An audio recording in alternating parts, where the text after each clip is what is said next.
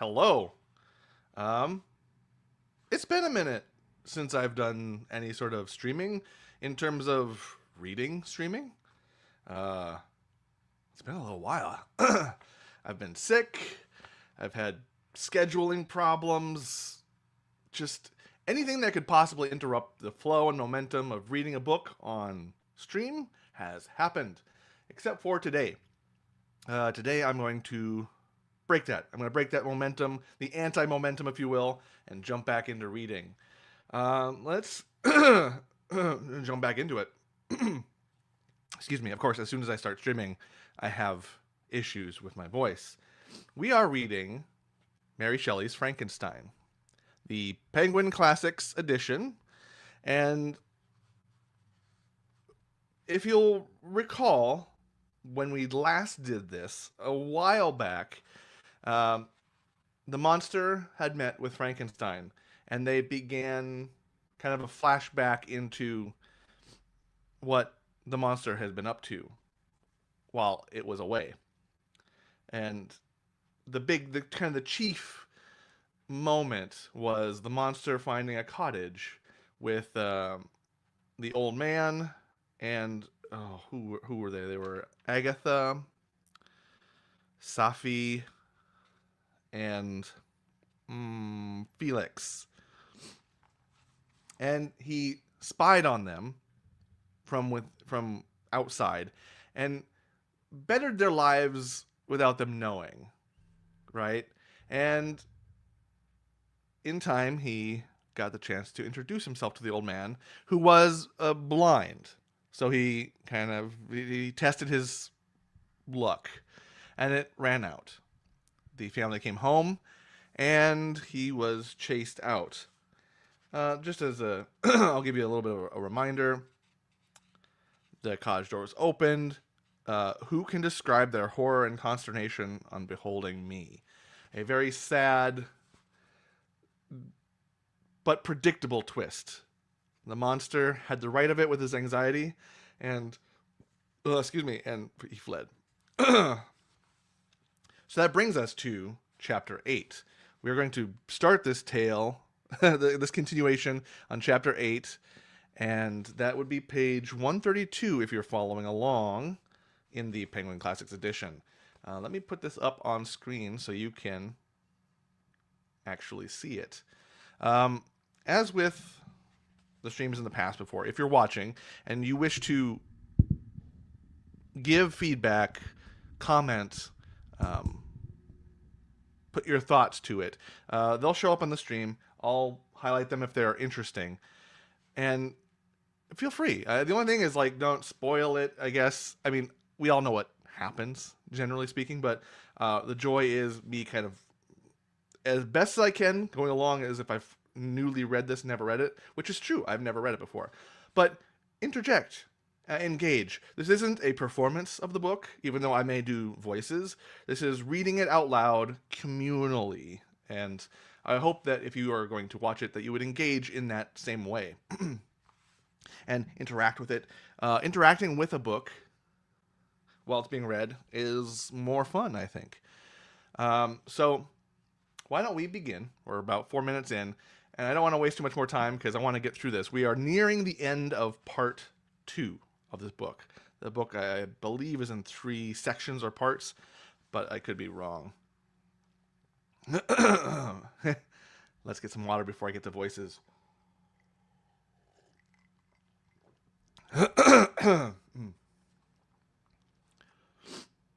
Cursed, cursed creator, why did I live? Why in that instant did I not extinguish the spark of existence which you had so wantonly bestowed? I know not. Despair had not yet taken possession of me. My feelings were those of rage and revenge. I could, with pleasure, have destroyed the cottage and its inhabitants, and have glutted myself with their shrieks and misery. When night came, I quitted my retreat and wandered in the wood, and now, no longer restrained by the fear of discovery, I gave vent to my anguish in fearful howlings. I was like a wild beast that had broken the toils, destroying the objects that obstructed me, and ranging through the wood with a stag-like swiftness. Oh, what a miserable night I passed! The cold stars shone in mockery, and the bare trees waved their branches above me. Now and then the sweet voice of a bird burst forth amidst the universal stillness. All, save I, were at rest or in enjoyment. I, like the arch-fiend, bore a hell within me, and finding myself unsympathized with, wished to tear up the trees, spread havoc and destruction around me, and then to have sat down and enjoyed the ruin. But this was a luxury of sensation that could not endure. I became fatigued with excessive bodily exertion and sank on the damp grass in the sick impotence of despair. There was none among the myriads of men that existed who would pity or assist me, and should I feel kindness toward my enemies? No.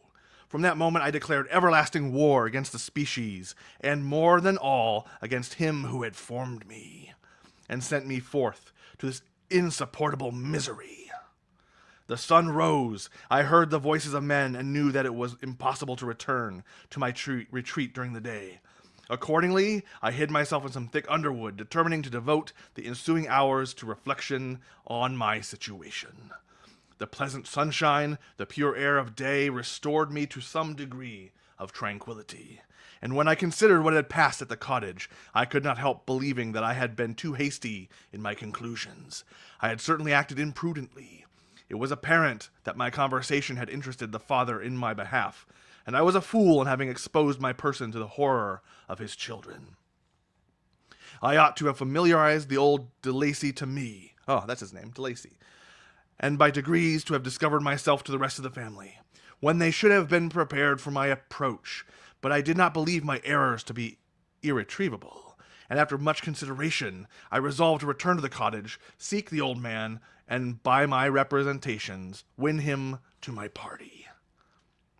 These thoughts calmed me, and in the afternoon I sank into a profound sleep, but the fever of my blood did not allow me to be visited by peaceful dreams. The horrible scene of the preceding day was forever acting before my eyes. The females were flying, and the enraged Felix tearing me from his father's feet. I awoke exhausted, and finding that it was already night, I crept forth from my hiding place and went in search of food. When my hunger was appeased, I directed my steps toward the well-known path that conducted to the cottage. All there was at peace. I crept into my hovel and remained in silent expectation of the accustomed hour when the family arose. That hour passed, the sun mounted high in the heavens, but the cottagers did not appear. I trembled violently, apprehending some dreadful misfortune. The inside of the cottage was dark, and I heard no motion. I cannot describe the agony of this suspense. Presently 2 countrymen passed by, but pausing near the cottage they entered into conversation, using violent gesticulations. But I did not understand what they said, as they spoke the language of the country, which differed from that of my protectors. Soon after, however, Felix approached with another man. I was surprised, as I knew that he had not quitted the cottage that morning, and waited anxiously to discover, from his discourse, the meaning of these unusual appearances. "Do you consider," said his companion to him, "that you will be obliged to pay 3 months' rent and to lose the produce of your garden? I do not wish to take any unfair advantage, and I beg, therefore, that you will take some days to consider of your determination." "It is utterly useless," replied Felix. "We can never again inhabit your cottage. The life of my father is in the greatest danger, owing to the dreadful circumstance that I have related. My wife and my sister will never recover from their horror. I entreat you not to reason with me any more. Take possession of your tenement, and let me fly from this place." Okay, so... that's too bad. Felix trembled violently as he said this. He and his companion entered the cottage, in which they remained for a few minutes, and then departed. I never saw any of the family of De Lacy more. Once again, I'm going to express here that is actually that is really sad for me. Like I said in the previous video, had hoped that the story might be shortened by fortune, but no such luck for the monster of Frankenstein. I continued for the remainder of the day in my hovel, in a state of utter and stupid despair. My protectors had departed, and had broken the only link that held me to the world. For the first time, the feelings of revenge and hatred filled my bosom, and I did not strive to control them, but allowing myself to be borne away by the stream, I bent my mind towards injury and death. When I thought of my friends, of the mild voice of De Lacy, the gentle eyes of Agatha, and the exquisite beauty of the Arabian, these thoughts vanished, and a gush of tears somewhat soothed me. But again, when I reflected that they had spurned and deserted me, anger returned, a rage of anger. And unable to injure anything human, I turned my fury towards inanimate objects. As night advanced, I placed a variety of combustibles around the cottage, and after having destroyed every vestige of cultivation in the garden, I waited with forced impatience until the moon had sunk to commence my operations. As the night advanced, a fierce wind arose from the woods, and quickly dispersed the clouds that had loitered in the heavens. The blast tore along like a mighty avalanche, and produced a kind of insanity in my spirits that burst all bounds of reason and reflection. I lighted the dry branch of a tree and danced with fury around the devoted cottage, my eyes still fixed on the western horizon, the edge of which the moon nearly touched. A part of its orb was at length hid, and I waved my brand. It sank, and with a loud scream I fired the straw, the heath, and the bushes which I had collected. The wind fanned the fire, and the cottage was quickly enveloped by the flames, which clung to it and licked it with their forked and destroying tongues. As soon as I was convinced that no assistance could save any part of the habitation, I quitted the scene and sought for refuge in the woods. And now, with the world before me, whither should I bend my steps? I resolved to fly far from the scene of my misfortunes. But to me, hatred and despised, every country must be equally horrible. At length, the thought of you crossed my mind. I learned from your papers that you were my father, my creator, and to whom could I apply with more fitness than to him who had given me life? Among the lessons that Felix had bestowed upon Safie, geography had not been omitted. I had learned from these the relative situations of the different countries of the earth. You had mentioned Geneva as the name of your native town, and towards this place I resolved to proceed. But how was I to direct myself? I knew that I must travel in a southwesterly direction to reach my destination, but the sun was my only guide. I did not know the names of the towns that I was to pass through, nor could I ask information from a single human being. But I did not despair. From you only could I hope for succor, although towards you I felt no sentiment but that of hatred. Unfeeling, heartless creator! You had endowed me with perceptions and passions, then cast me abroad an object for the scorn and horror of mankind. But on you only had I any claim for pity and redress, and from you I determined to seek that justice which I vainly attempted to gain from any other being that wore the human form. My travels were long, and the sufferings I endured intense. It was late in autumn when I quitted the district where I had so long resided. I traveled only at night, fearful of encountering the visage of a human being. Nature decayed around me, and the sun became heatless. Rain and snow poured around me. Mighty rivers were frozen. The surface of the earth was hard and chill and bare, and I found no shelter. O earth, how often did I appreciate curses?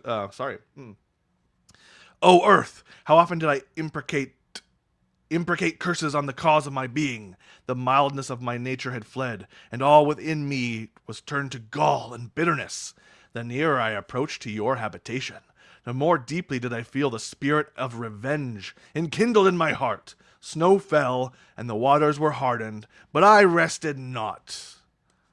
A few incidents now and then directed me, and I possessed a map of the country, but I often wandered wide from my path. The agony of my feelings allowed me no respite.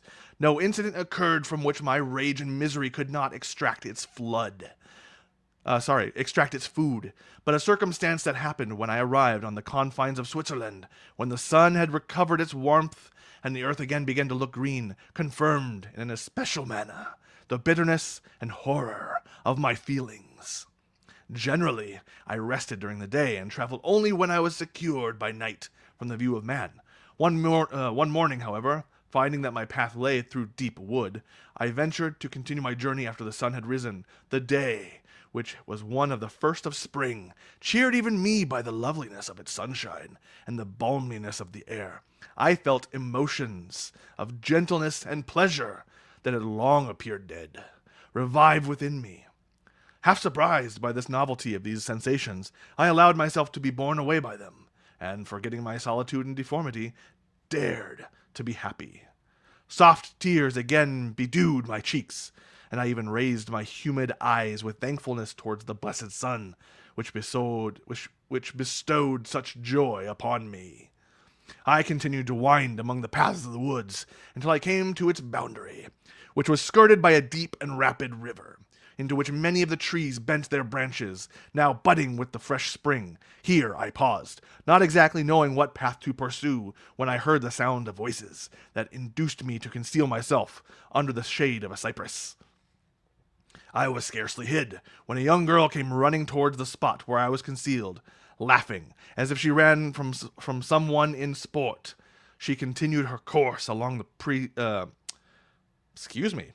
She continued her course along the precipitous sides of the river, when suddenly her foot slipped, and she fell into the rapid stream. I rushed from my hiding place, and with extreme labor from the force of the current saved her, and dragged her to the shore.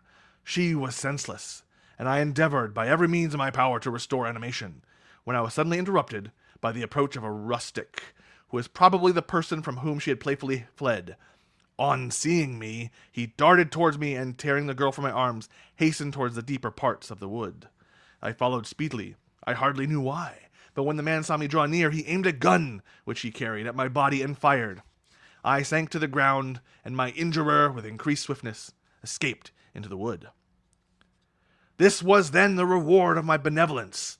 I had saved a human being from destruction, and as a recompense I now writhed under the miserable pain of a wound which shattered the flesh and bone.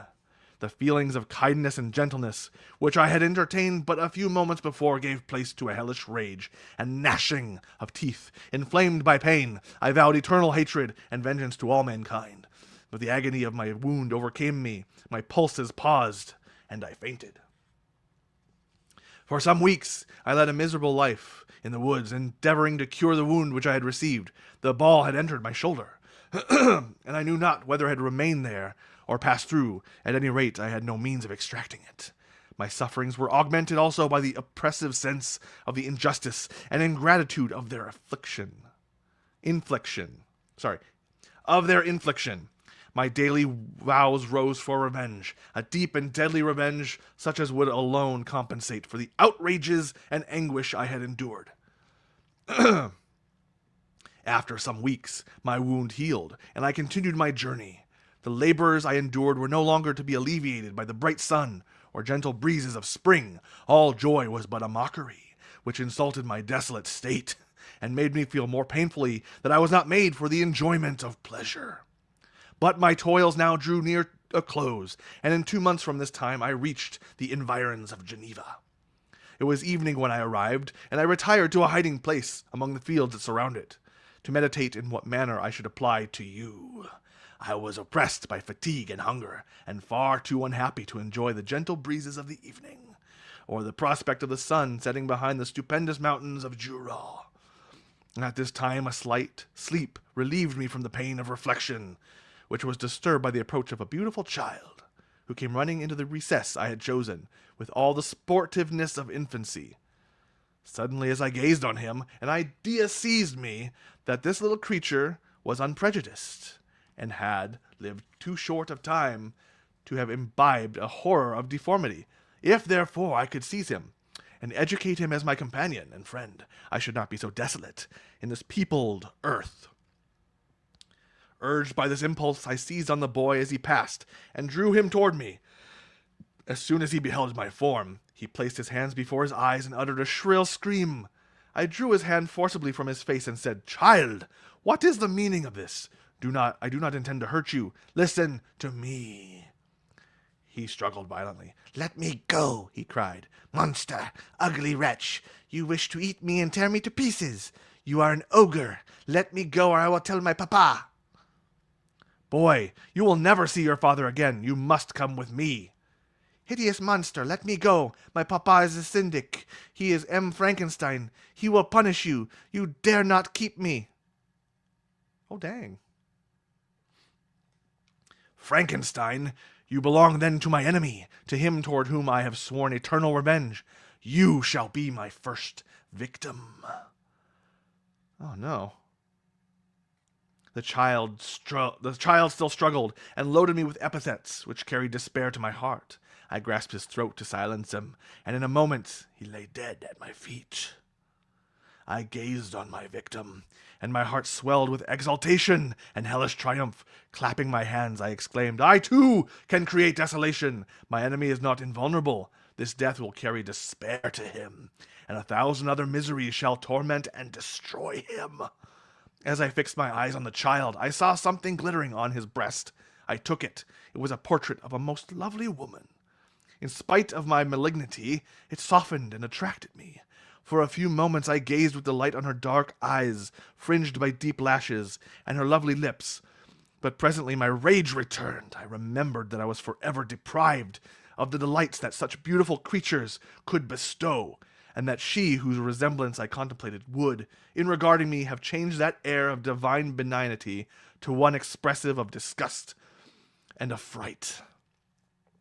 Can you wonder that such thoughts transported me with rage? I only wonder that at that moment, instead of venting my sensations in exclamations and agony, I did not rush among mankind and perish in the attempt to destroy them. While I was overcome by these feelings, I left the spot where I had committed the murder, and seeking a more secluded hiding place, I entered a barn which had appeared to me to be empty. A woman was sleeping on some straw. She was young, not indeed so beautiful as her whose portrait I held, but of an agreeable aspect, and blooming in the loveliness of youth and health. Here, I thought, is one of those whose joy-imparting smiles are bestowed on all but me. And then I bent over her and whispered, Awake, fairest, thy lover is near, he who would give his life but to obtain one look of affection from thine eyes. My beloved, awake! The sleeper stirred, and a shrill of terror ran through me. Should she indeed awake, and see me and curse me, and denounce a murderer? Thus would she assuredly act if her darkened eyes opened, and she beheld me. The thought was madness. It stirred the fiend within me. Not I, but she shall suffer the murder I have committed, because I'm forever robbed of all that she could give me. She shall atone. The crime had its source in her. Be hers the punishment. Thanks to the lessons of Felix and the sanguinary laws of man, I had learned how to work mischief. I bent over her and placed the portrait securely in one of the folds of her dress. She moved again, and I fled. For some days I haunted the spot where these scenes had taken place, sometimes wishing to see you, sometimes resolved to quit the world and its miseries forever. At length I wandered towards these mountains, and have ranged through their immense recesses, consumed by a burning passion, which you alone can gratify. We may not part until you have promised to comply with my requisition. I am alone and miserable. Man will not associate with me, but one as deformed and horrible as myself would not deny herself to me. My companion must be of the same species and have the same defects. This being you must create. Chapter 9. The being finished speaking, and fixed his looks upon me in the expectation of a reply, but I was bewildered, perplexed, and unable to arrange my ideas sufficiently to understand the full extent of his proposition. He continued, You must create a female for me, with whom I can live in the interchange of those sympathies necessary for my being. This you alone can do, and I demand it of you as a right which you must not refuse to concede. The latter part of his tale had kindled anew in me the anger that had died away while he narrated his peaceful life among the cottagers, and as he said this, I could no longer suppress the rage that burned within me. I do refuse it, I replied, and no torture shall ever extort a consent from me. You may render me the most miserable of men, but you shall never make me base in my own eyes. Shall I create another like yourself, whose joint wickedness might desolate the world? Be gone! I have answered you. You may torture me, but I will never consent. You are in the wrong, replied the fiend, and instead of threatening, I am content to reason with you. I am malicious because I am miserable. Am I not shunned and hated by all mankind? You, my creator, would tear me to pieces and triumph. Remember that, and tell me why I should pity man more than he pities me. You would not call it murder if you could precipitate me into one of these ice rifts and destroy my frame, the work of your own hands. Shall I respect man when he condemns me? Let him live with me in the interchange of kindness, and instead of injury I would bestow every benefit on him with tears of gratitude at his acceptance. But that cannot be. The human senses are insurmountable barriers to our union, yet mine shall not be the submission of abject slavery. I will revenge my injuries. If I cannot inspire love, I will cause fear, and chiefly towards you, my arch-enemy, because my creator do I swear inextinguishable hatred. I have a care. I will work at your destruction, nor finish until I desolate your heart, so that you shall curse the hour of your birth. A fiendish rage animated him as he said this. His face was wrinkled into His face wrinkled into contortions too horrible for human eyes to behold. But presently he calmed himself and proceeded. I intend to reason. This passion is detrimental to me, for you do not reflect that you are the cause of his success. If any being felt emotions of benevolence towards me, I should return them 100 For that one creature's sake, I would make peace with the whole kind. But I now indulge in dreams of bliss that cannot be realized. What I ask of you is reasonable and moderate. I demand a creature of another sex, but as hideous as myself. The gratification is small, but it is all that I can receive, and it shall content me. It is true, we shall be monsters, cut off from all the world, but on that account we shall be more attached to one another. Our lives will not be happy, but they will be harmless, and free from the misery I now feel. O my Creator, make me happy. Let me feel gratitude towards you for one benefit. Let me see that I excite the sympathy of some existing thing. Do not deny me this request. I was moved. I shuddered when I thought of the possible consequences of my consent, but I felt that there was some justice in his argument. His tale and his feelings he now expressed proved him to be a creature of fine sensations, and did I not, as his maker, owe him all the portion of happiness that it was in my power to bestow?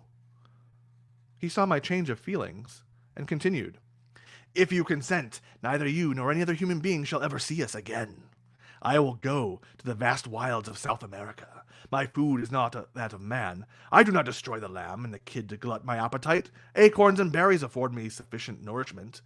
My companion will be of the same nature as myself, and will be content with the same fare. We shall make our bed of dried leaves. The sun will shine on us as on man, and will ripen our food. The picture I present to you is peaceful and human, and you must feel that you could deny it only in the wantonness of power and cruelty. Pitiless as you have been towards me, I now see compassion in your eyes. Let me seize the favorable moment and persuade you to promise what I so ardently desire. You propose, replied I, to fly from the habitations of man, to dwell in those wilds where the beasts of the field will be your only companions? How can you, who long for the love and sympathy of man, persevere in this exile? You will return, and again seek their kindness, and you will meet with their detestation. Your evil passions will be renewed, and you will then have a companion to aid you in the task of destruction. This may not be. Cease to argue the point, for I cannot consent. How inconstant are your feelings! But a moment ago you were moved by my representations, and why do you again harden yourself to my complaints? I swear to you, by the earth which I inhabit, and by you that made me, that with the companion you bestow I will quit the neighborhood of man, and dwell, as it may chance, in the most savage of places. My evil passions will have fled, for I shall meet with sympathy. My life will flow quietly away, and in my dying moments I shall not curse any maker. His words had a strange effect on me. I compassionated him, and sometimes felt a wish to console him. But when I looked upon him, when I saw the filthy mass that moved and talked, my heart sickened, and my feelings were altered to those of horror and hatred. I tried to stifle these sensations. I thought that as I could not sympathize with him, I had no right to withhold from him the small portion of happiness which was yet in my power to bestow. You swear, I said, to be harmless, but have you not already shown a degree of malice that should reasonably make me distrust you? May not even this be a feint that will increase your triumph by affording a wider scope for your revenge? How is this? I must not be trifled with, and I demand an answer. Reading the monster is tough.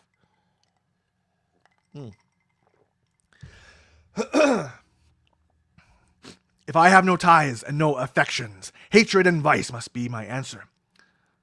Must be my portion.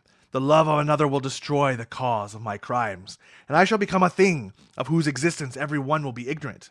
My vices are the children of a forced solitude that I abhor, and my virtues will necessarily arise when I live in communion with an equal. I shall feel the affections of a sensitive being and become linked to the chain of existence and events from which I am now excluded. Look, I'm not going to lie. The creature is making some good points here. I mean, I understand Frankenstein's horror at this, but I don't know. So far, despite what the monster has done, I would consider following his request. But let's continue on. I paused some time to reflect on all he had related, and the various arguments which he had employed. I thought of the promise of virtues, which he had displayed on opening of his existence, and the subsequent blight of all kindly feelings by the loathing and scorn which his protectors had manifested towards him.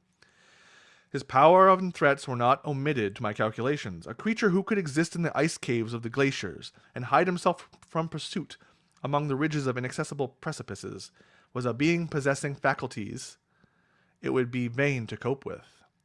After a long pause of reflection, I concluded that the justice due both to him and my fellow creatures demanded of me that I should comply with his request.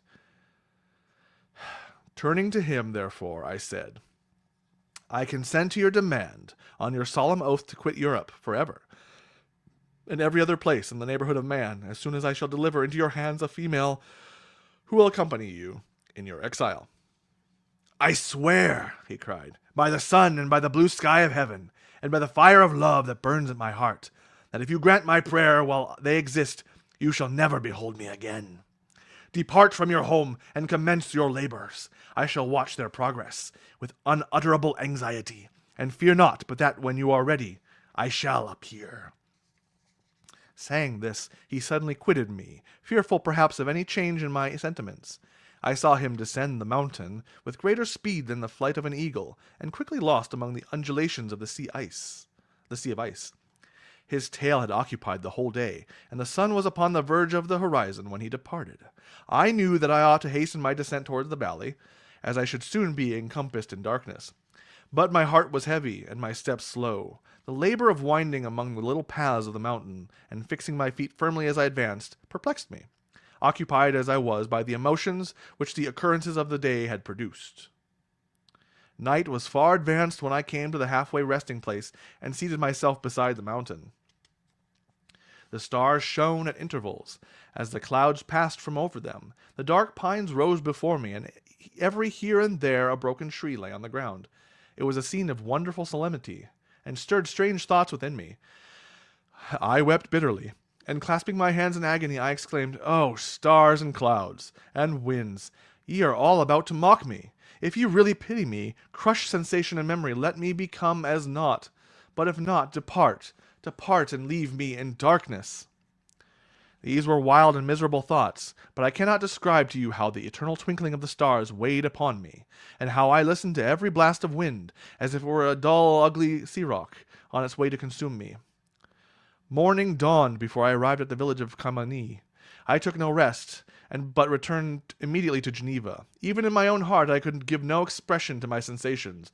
They weighed on me with a mountain's weight, and their excess destroyed my agony beneath them. Thus I returned home, and entering the house presented myself to the family. My haggard and wild appearance awoke intense alarm. But I answered no questions. Scarcely did I speak. I felt as if I were placed under a ban, as if I had no right to claim their sympathies, as if never more might I enjoy companionship with them. Yet even thus I loved them to adoration, and to save them I resolved to dedicate myself to my most abhorred task. The prospect of such an occupation made every other circumstance of existence pass before me like a dream, and that thought only had to me the reality of life. This marks the end of Volume 2 of Frankenstein. We have time, and I'm going to continue. I want to make a bit of progress. We're going to continue with Volume 3, which is, if you're following along with the Penguin Classics edition, that would be page 145. All right, Chapter 1 of Volume 3. Day after day, week after week, passed away on my return to Geneva, and I could not collect the courage to recommence my work. I feared the vengeance of the disappointed fiend, yet I was unable to overcome my repugnance to the task which was enjoined me. I found that I could not compose a female without again devoting several months to profound study and laborious disquisition.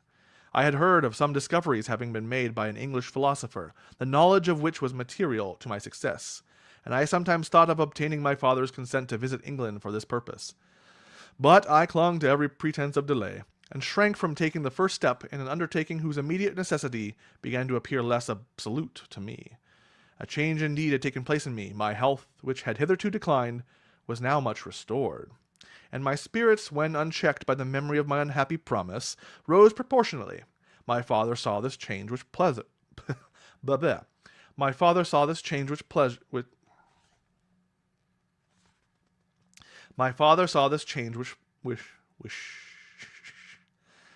My father saw this change with pleasure, and he turned his thoughts towards the best method of eradicating the remains of my melancholy, which every now and then would return by fits, and with a devouring blackness overcast the approaching sunshine. At these moments I took refuge in the most perfect solitude. I passed whole days on the lake alone, in a little boat, watching the clouds, and listening to the rippling of waves, silent and listless.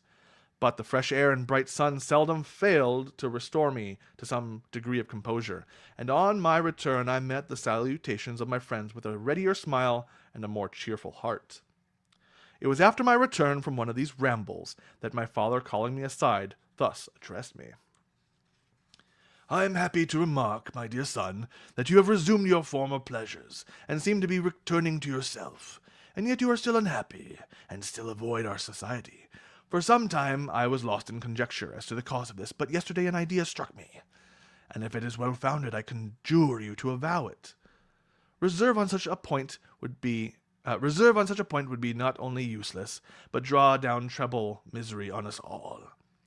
I trembled violently at his exordium, and my father continued, "I confess, my son, that I have always looked forward to your marriage with our dear Elizabeth as the tie of our domestic comfort, and the stay of my declining years.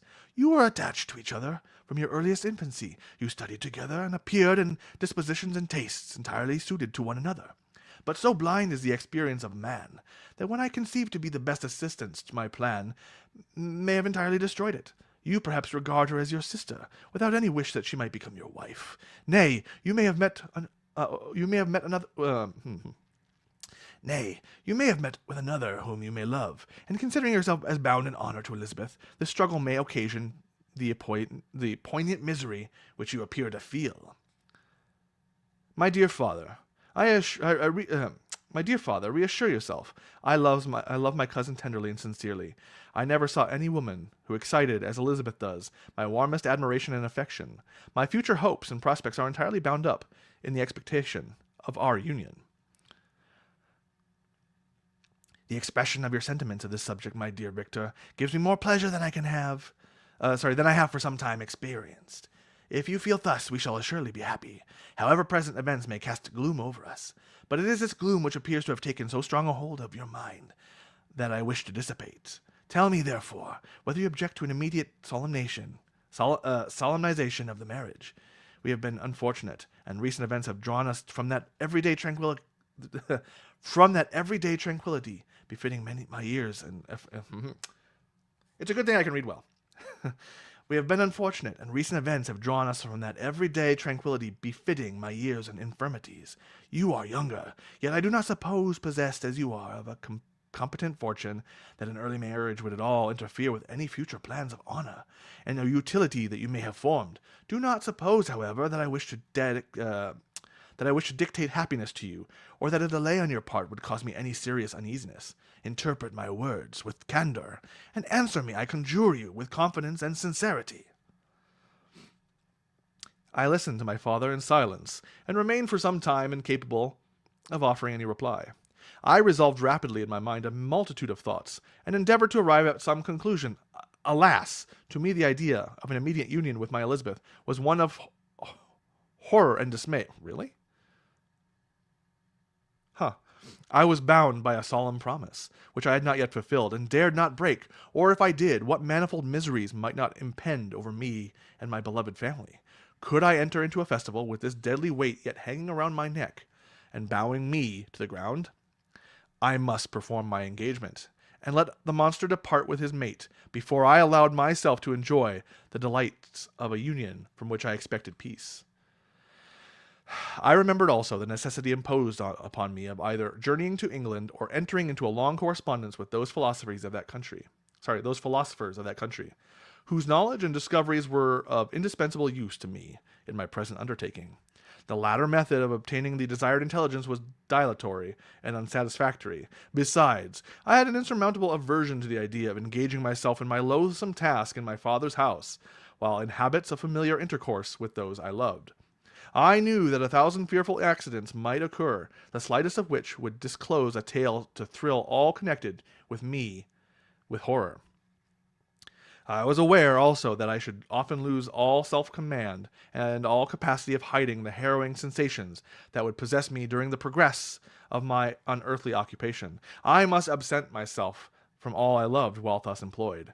Once commenced, it would quickly be achieved, and I might be restored to my family in peace and happiness.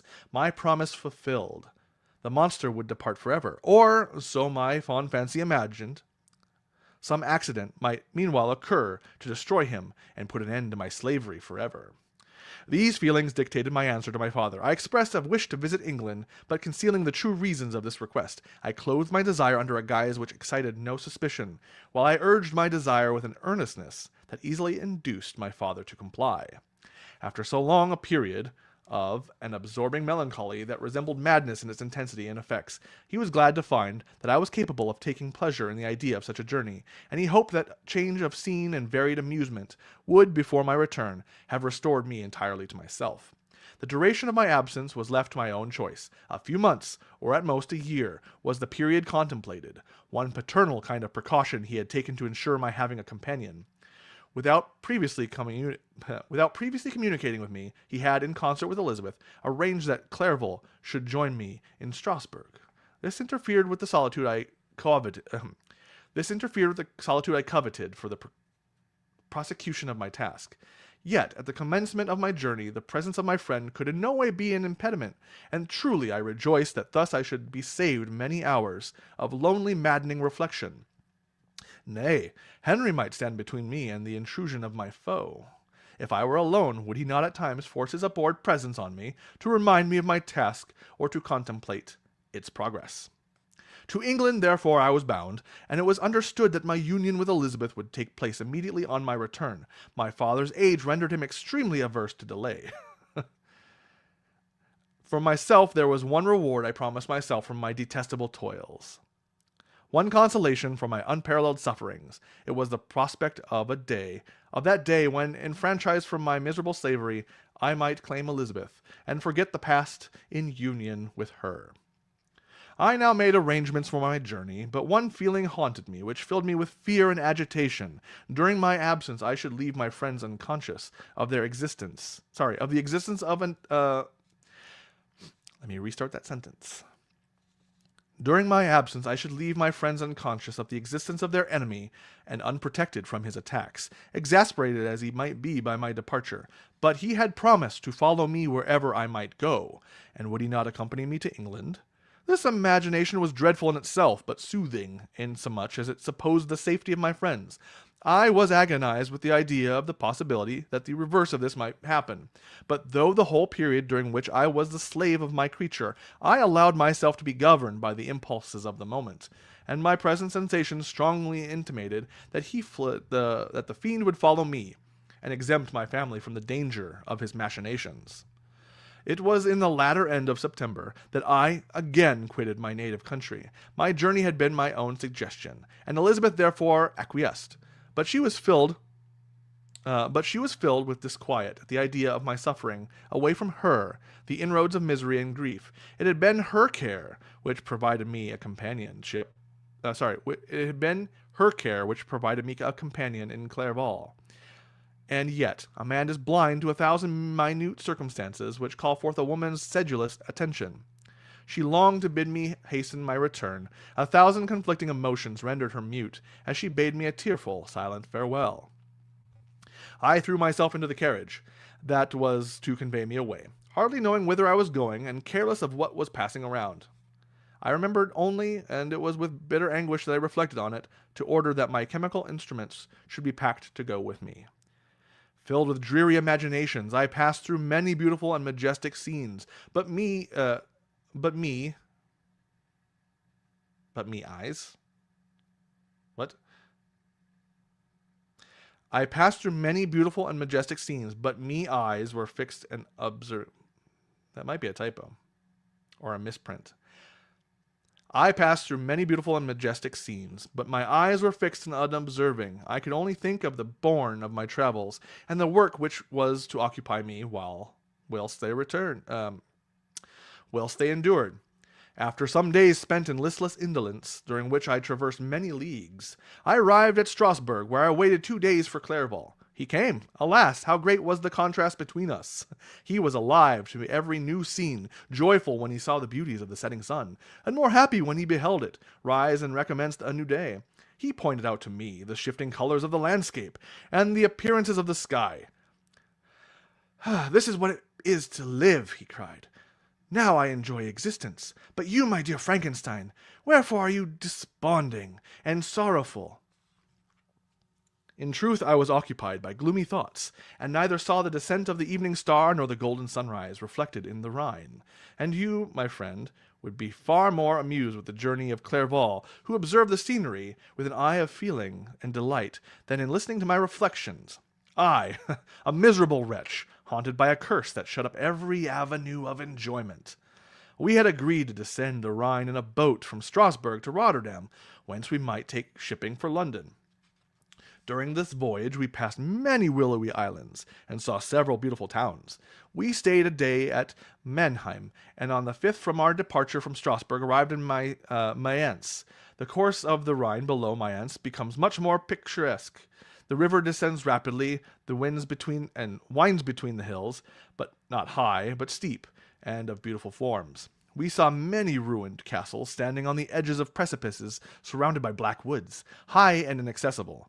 This part of the Rhine indeed presents a singularly variegated landscape. In one spot you view rugged hills, ruined castles overlooking tremendous precipices with dark Rhine rushing beneath, and on the sudden turn, a promontory flourishing vineyards. And on the sudden turn of promontory, flourishing vineyards with green sloping banks, and a meandering river and populous towns occupy the scene. We traveled at the time of the vintage, and heard the song of the laborers, as we glided down the stream. Even I, depressed in mind, and my spirits continually agitated by gloomy feelings, even I was pleased. I lay at the bottom of the boat, and as I gazed in the cloudless blue sky, I seemed to drink in a tranquillity to which I had long been a stranger. And if these were my sensations, who can describe those of Henry? He felt as if he had been transported to fairyland, and enjoyed a happiness seldom tasted by man. "I have seen," he said, "the most beautiful scenes of my own country. I have visited the lakes of Lucerne and Uri, where the snowy mountains descend almost perpendicularly to the water, casting black and impenetrable shades, which would cause a gloomy and mournful appearance were it not for the most verdant islands that relieve the eye by their gay appearance. making sure he's still the one saying this. I have seen this lake. I have seen this lake agitated by a tempest, when the wind tore up whirlwinds of water and gave you an idea of what the water spout must be on the great ocean, and the waves dash with a fury the base of the mountain. And the waves dash with fury the base of the mountain, where the priest and his mistress were overwhelmed by an avalanche, and where their dying voices are still said to be heard amid pauses of the mighty wind. I have seen the mountains of of the Lavalais and the Pays de Vaud. But this country, Victor, pleases me more than all those wonders. The mountains of Switzerland are more majestic and strange, but there is a charm in the banks of the divine river that I never before saw equaled. Look at the castle which overhangs yon precipice, and on that island, the most concealed among the foliage, those lovely trees, and now that group of laborers coming from among their vines, and that village half hidden, recesses of the mountains. Oh, surely the spirit that inhabits and guards this place has a soul more in harmony with man than those who pile the glacier or retire to the inaccessible peaks of the mountains of our own country. Clerval, beloved friend, even how it delights me to record your words, and to dwell in the praise of which you are so eminently deserving. He was a being formed in the very poetry of nature. His wild, enthusiastic imagination was chastened by the sensibility of his heart. His soul overflowed with ardent affections, and his friendship was of that devoted and wondrous nature that the worldly minded teach us to look for only in the imagination. But even human sympathies were not sufficient to satisfy his eager mind. The scenery of external nature, which others regard only with admiration, he loved with ardor. The sounding cataract haunted him like a passion, the tall rock, the mountain, and the deep and gloomy wood, their colors and their forms, were then to him an appetite, a feeling, and a love, that had no need of a remoter charm, by thought supplied, or any interest, unborrowed from the eye. And where does he now exist? Is this gentle and lovely being lost forever? Has this mind, so replete with ideas, imaginations, fanciful and magnificent, which formed a world whose existence depended on the life of its creator, has this mind perished? Does it now exist in my memory? No, it is not thus. Your form, so divinely wrought and beaming with beauty, has decayed, but your spirit still visits and consoles your unhappy friend. Pardon this gush of sorrow. These ineffectual words are but a slight tribute to the unexampled worth of Henry, but they soothe my heart, overflowing with the anguish which his remembrance creates. I will proceed with my tale. Beyond Cologne, we descended to the plains of Holland, and we resolved to post the remainder of our way, for the wind was contrary, and the stream of the river was too gentle to aid us. Our journey here lost the interest of arising from beautiful scenery, but we arrived in a few days at Rotterdam, whence we proceeded by sea to England. It was on a clear morning in the later days of December that I first saw the white cliffs of Britain. The banks of the Thames presented a new scene. They were flat but fertile, and almost every town was marked by a remembrance of some story. We saw Tilbury Fort, and remembered the Spanish Armada, Gravesend, Woolwich, and Greenwich, places which I had heard of even in my country. At length we saw the numerous steeples of London, St. Paul's towering above all, and the Tower, famed in English history. That is the end of that chapter. I believe I want to get one more chapter in before I call it a day. It's a little bit longer than I would normally stream, but we need to make progress. And I want to get to the end of this, because I want to know what happens. Is Victor going to do this? I've only seen the newest movie as the adaptation, so I'm not sure what's going to happen. Don't spoil it for me. I'm very curious, because I too would make it for the monster, but I don't know.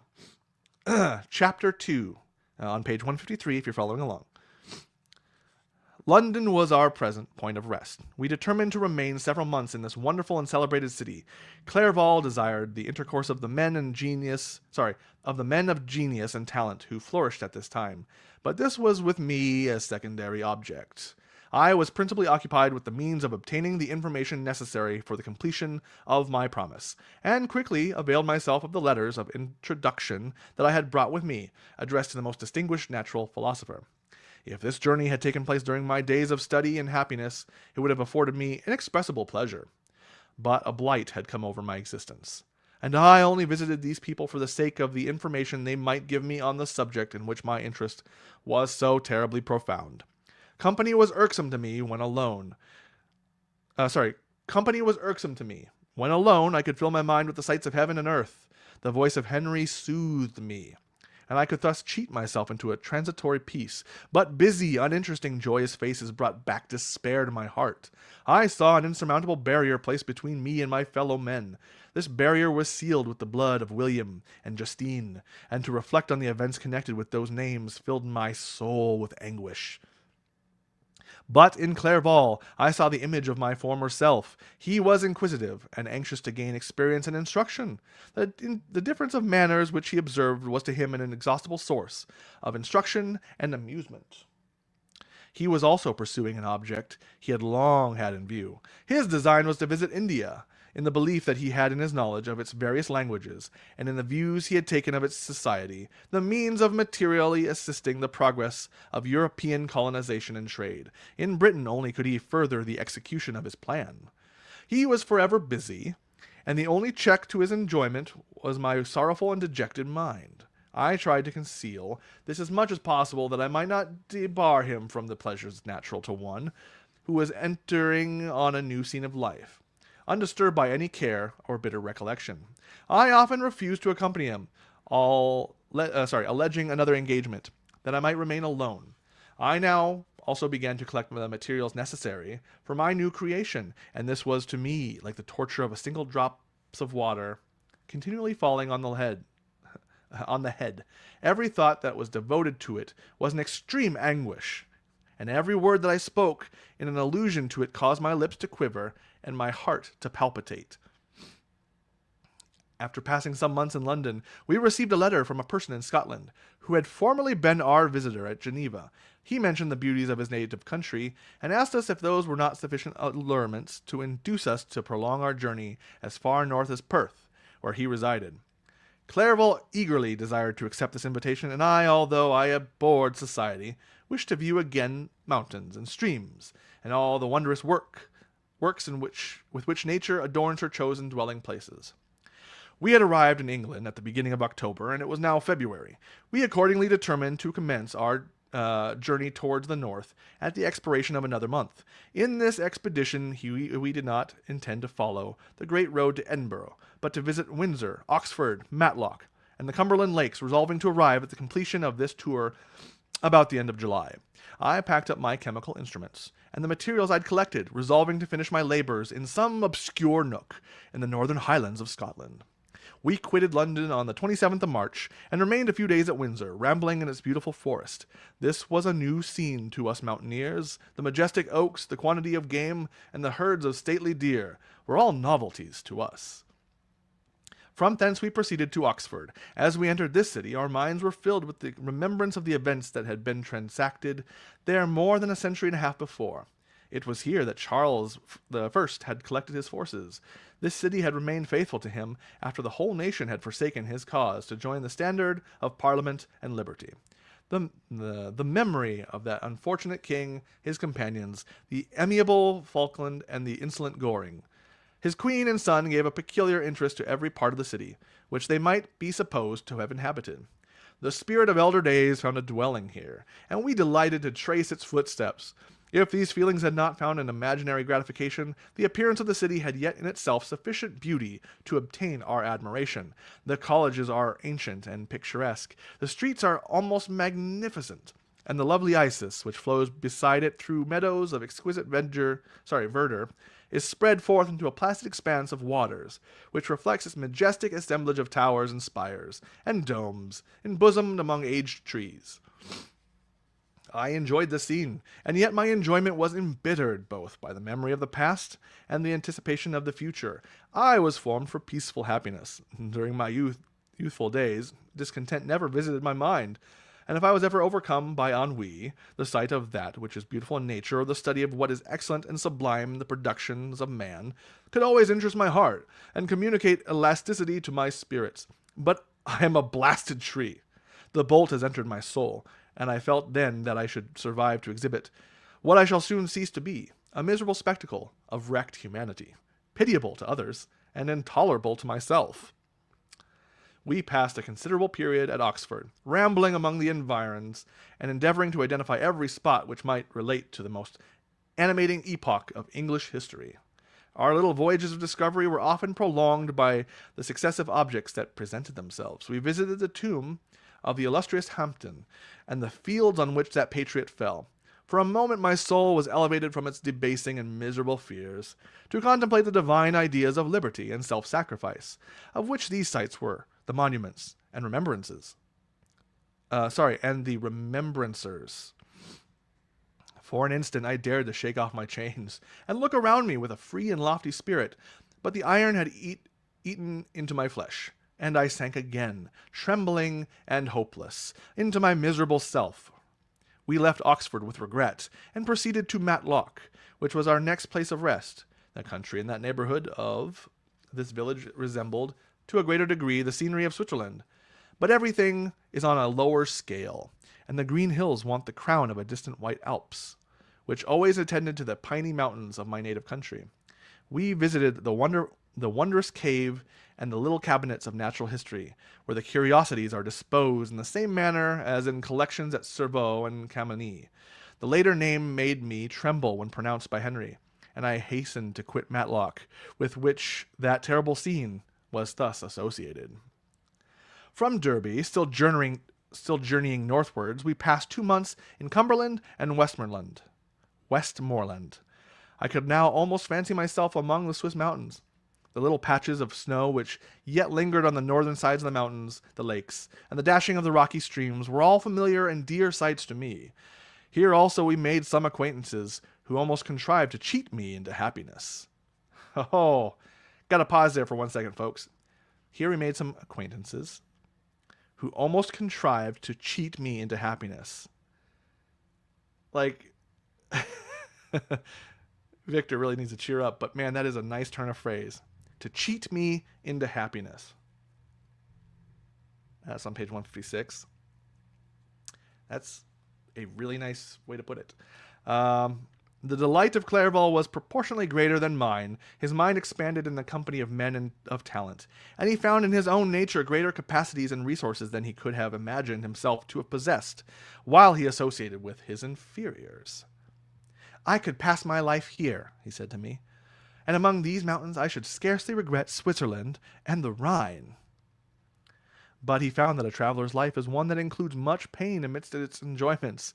His feelings are forever on the stretch, and when he begins to sink into repose, he finds himself obliged to quit that on which he rests in pleasure for something new, which again engages his attention, and which also he forsakes for other novelties.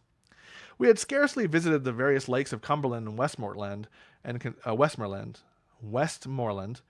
conceived an affection for some of the inhabitants, when the period of our appointment with our Scotch friend approached, and we left them to travel on. For my own part, I was not sorry. I had now neglected my promise for some time. Jeez, he's really tempting this, isn't he? And I feared the effects of the demon's disappointment. He might remain in Switzerland and wreak his vengeance on my relatives. This idea pursued me, and tormented me at every moment from which I might otherwise have snatched repose and peace. I waited for my letters with feverish impatience. If they were delayed, I was miserable, and overcome by 1,000 fears, and when they arrived I saw the superscription of Elizabeth or my father. I hardly dared to read and ascertain my fate. Sometimes I thought that the fiend followed me, and might expedite my remissness by murdering my companion. When these thoughts possessed me, I would not quit Henry for a moment, but followed him as a shadow, to protect him from the fancied rage of his destroyer. I felt as if I had committed some great crime, the consciousness of which haunted me. I was guiltless, but I had indeed drawn down a horrible curse upon my head, as mortal as of that crime. I visited Edinburgh with languid eyes and mind, and yet that city might have interested the most unfortunate being. Clerval did not like it so well as Oxford, for the antiquity of the later city was more pleasing to him. But the beauty and regularity of the new town of Edinburgh, its romantic castle and environs, the most delightful in the world, Arthur's Seat, Sir Bernard's Well, and the Pentland Hills, compensated him for the change, and filled him with cheerfulness and admiration. but I was impatient to arrive at the termination of my journey. We left Edinburgh in a week, passing through Cooper, St. Andrews, and along the banks of the Tay to Perth, where our friend expected us, but I was in no mood to laugh and talk with strangers, or enter into their feelings or plans with the good humour expected from a guest, and accordingly I told Clerval that I wished to make the tour of Scotland alone. Do you, said I, enjoy yourself and let this be our rendezvous. Do you, said I, enjoy yourself and let this be our rendezvous. I may be absent a month or two, but do not interfere with my emotions. I entreat you, leave me to peace and solitude for a short time, and when I return, I hope it will be with a lighter heart, more congenial to your own temper. Henry wished to dissuade me, but seeing me bent on this plan, ceased to remonstrate. He entreated me to write often. I had rather be with you, he said, in your solitary rambles than with these Scotch people, whom I do not know. Hasten then, my dear friend, to return, that I may again feel myself somewhat at home, which I cannot do in your absence. Having parted from my friend, I determined to visit some remote spot of Scotland, and finish my work in solitude. I did not doubt, but that the monster followed me, and would discover himself to me when I should have finished, that he might receive his companion. With this resolution I traversed the northern Highlands, and fixed on one of the remotest of the Orkneys as the scene of my labours. It was a place fitted for such a work, being hardly more than a rock, whose high sides were continually beaten upon by the waves. The soil was barren, scarcely affording pasture for a few miserable cows, and oatmeal for its inhabitants, which consisted of 5 persons, whose gaunt scraggly limbs gave tokens of their miserable fare. Vegetables and bread, when they indulged in such luxuries, and even fresh water was to be procured from the mainland, which was about 5 miles distant. On the whole island there were but 3 miserable huts, and one of these was vacant when I arrived. This I hired. It contained but 2 rooms, and these exhibited all the squalidness of the most miserable penury. The thatch had fallen in, the walls were unplastered, and the door was off its hinges. I ordered it to be repaired. He ordered it? To who? Unless that's what he ordered of himself. Interesting. I ordered it to be repaired, brought some furniture, and took possession, an incident which would doubtless have occasioned some surprise had not all the senses of the cottagers been benumbed by want and squalid poverty. As it was, I lived ungazed at, and unmolested, hardly thanked for the pittance of food and clothes which I gave. So much does suffering blunt even the coarsest sensations of men. In this retreat I devoted the morning to labor, but in the evening, when the weather permitted, I walked on the stony beach of the sea to listen to the waves as they roared and dashed at my feet. It was a monotonous yet ever-changing scene. I thought of Switzerland. It was far different from this desolate and appalling landscape. Its hills are covered with fanes, and its cottages are scattered thickly in the plains. Its fair lakes reflect a blue and gentle sky, and when troubled by the winds, their tumult is but as the play of a lively infant, when compared to the roarings of the gigantic ocean. In this manner I distributed my occupations when I first arrived, but as I proceeded in my labor it became every day more horrible and irksome to me. Sometimes I could not prevail on myself to enter my laboratory for several days, and at other times I toiled day and night in order to complete my work. It was indeed a filthy process in which I was engaged. During my first experiment, a kind of enthusiastic frenzy had blinded me to the horror of my employment. My mind was intently fixed on the consummation of my labor, and my eyes shut to the horror of my proceedings. But now I went to it in cold blood, and my heart often sickened at the work of my hands.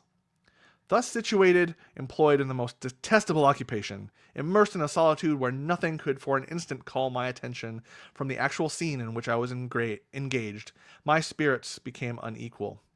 I grew restless and nervous. Every moment I feared to meet my persecutor. Sometimes I sat with my eyes fixed on the ground, fearing to raise them lest they should encounter the object which I so much dreaded to behold. I feared to wander from the sight of my fellow creatures, lest when alone he should come to claim his companion. In the meantime I worked on, and my labor was already considerably advanced. I looked toward its completion with a tremulous and eager hope, which I dare not trust myself to question, but which was intermixed with obscure forebodings of evil. that made my heart sicken in my bosom. Wow. So that ends chapter 2 of volume 3. We're going to end it here, just so that I can get to the rest of the day, to work and all those things, but just some thoughts. All right, we're on page 160. My goodness. Huh.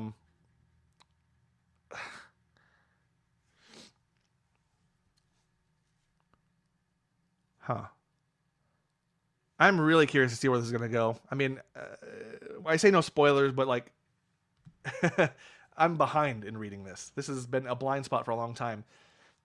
It is really exciting to read, though. I'm excited to find out what happens next. I am interested to see how Frankenstein actually develops, like what he does, or if it'll go in any more detail, how he finds it, how he makes this bride.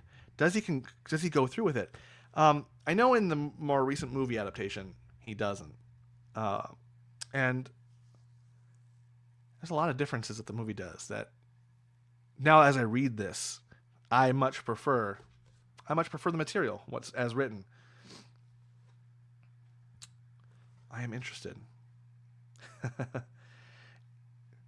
I generally don't have a lot of time to stream, but it makes me want to spend the next couple days doing just that every morning. But I must keep to a schedule. I think if all goes well and if my voice avails me for Tuesday, I might jump back into this and continue on. Otherwise, it may just be a game stream. I'll post something. Thank you for watching, those who have and who do. And if you come back next time, feel free to engage as well. If there's things that you think of or that stand out to you as I'm reading this. One thing that I've always valued about reading out loud is the ability to stop and consider things. There was that one turn of phrase. What was it? Oh, let's find it here. I really like it. Oh, what was it?